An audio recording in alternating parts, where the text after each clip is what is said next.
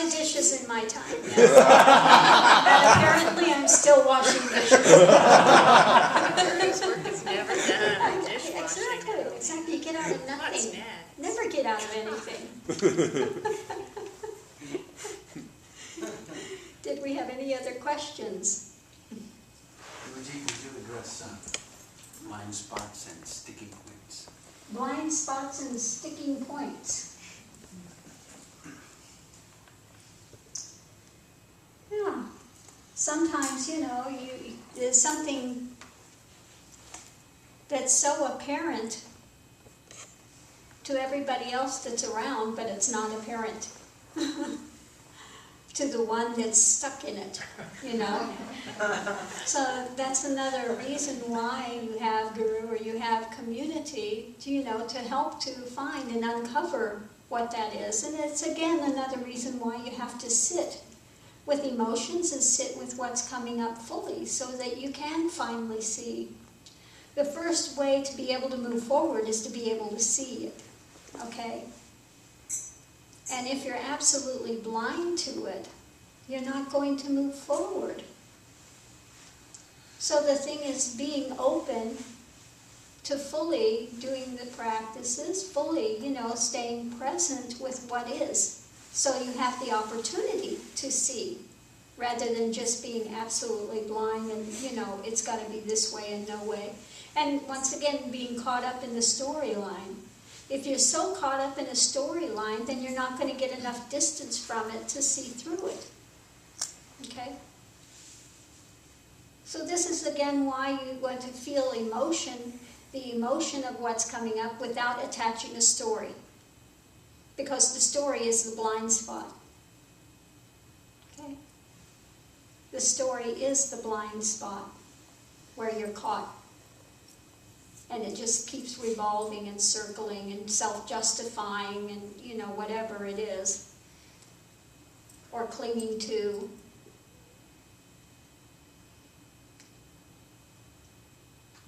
So be willing to stop and really feel what is there. Purely. Without taking away from, without adding to. Be willing to fully enter into that so then you can see what is beneath it. Because there's always going to be something beneath what your primary thing is you begin to feel. Okay?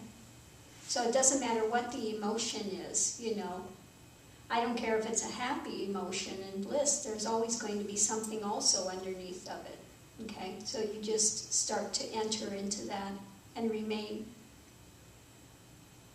in that purely. And it's going to shift, it's going to change. Okay, that's one goes.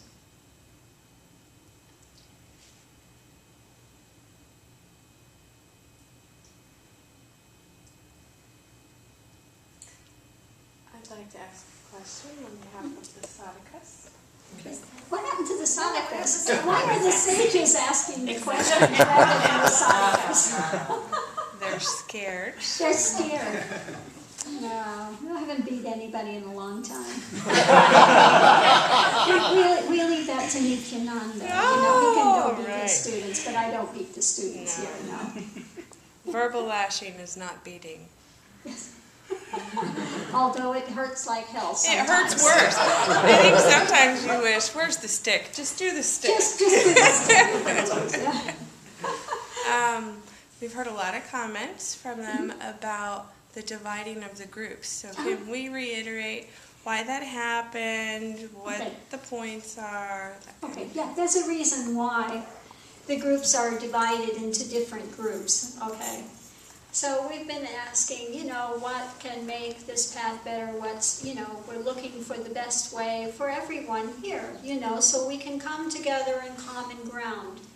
But the reason that there are divisions in the path and we have different online ashram groups is simply because the people in the various different groups are doing different practices, okay? So when I'm trying to address a sadhaka, a student, it's easier if I know and I understand what practices are they doing. Okay? That's why. That's why. Okay? Some are doing mantras that are meant to expand. Some are doing mantras that are meant to cut through. Some are doing, it's different. And so the area that they're working on is going to be different. And their lifestyle is different. Some of the groups are for celibates only. Okay? So I know who I'm speaking with in that group. What is their lifestyle? What is the practices they're doing? What is the mindset of that group, or that driving factor behind it? Okay, so that's why. So that's also why we have one group that's the Sadhaka chat. That all the sadhakas, it doesn't matter which group, if you're in the celibates group, if you're in the non-celibates group, if you're in the, the group that's married, and, or whether you're in the new group of being in the moment, where all of you can come together in one community. So it's not that you're divided and separate and you can't speak with each other. It's none of that. That's why we have a group that's open for everyone in the community to come together. Okay, so that's where you come together, at the Sadhaka chat site.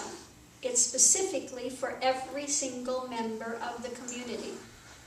And as I said again, the only reason the groups are split up is because you're having different levels, different layers, different types of attention and different practices going on at one time. So there's not confusion with trying to remember who is doing what.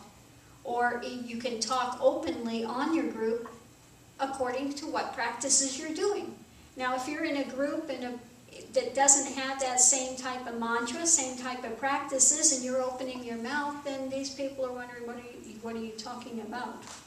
Understand? So that's the reason. It's not to divide the community or to say you're higher or you're lower or whatever. We try to give out the best practices for where you are in your life at this moment. And some of the groups are more hard-hitting, just cutting through, boom, boom, boom, boom, And some of the groups are softer, okay?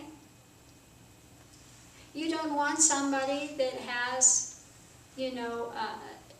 really not any type of a, I don't want to say a strong ego, but somebody's very weak in themselves and they have no ground to stand on yet, They need to first develop some type of a ground before they can start cutting away. So again, this is why we have different groups and why I'm opening this up to the new group of being in the moment. So that new people can come into this path and they're not going to be so threatened, by a group that has to, where it's celibate and very heavy mantras. We have, and I've talked about this before, we have new marriages. And I can't be giving them mantras that are going to pull them inside rapidly, because all of a sudden then the partner's wondering, why don't you want to talk? Why don't you want to go do the same things you used to do? You don't want to be involved in it anymore, because at that point you don't want to do small talk. So we don't want to be breaking up marriages and, causing conflict and causing problems. We want, to be able for them to move forward. So this is why the new group is established. Where you're not getting those hard-hitting type mantras that are going to pull you so quickly that you lose contact with your spouse. Okay? Doesn't mean that the new group and the other practices aren't going to move you forward. Yes, indeed, they will. Most absolutely they will. And can you reach realization by just doing those practices? Absolutely you can. Okay? It's kind of like, okay, well, we'll talk about this. In India, they had the caste system, right? They still have the caste system. But I'm talking about way back. At the beginning, when they had the caste system, it was depending on what your job was, what your mindset was, what your proclivity was. It wasn't based on birth, which it is now.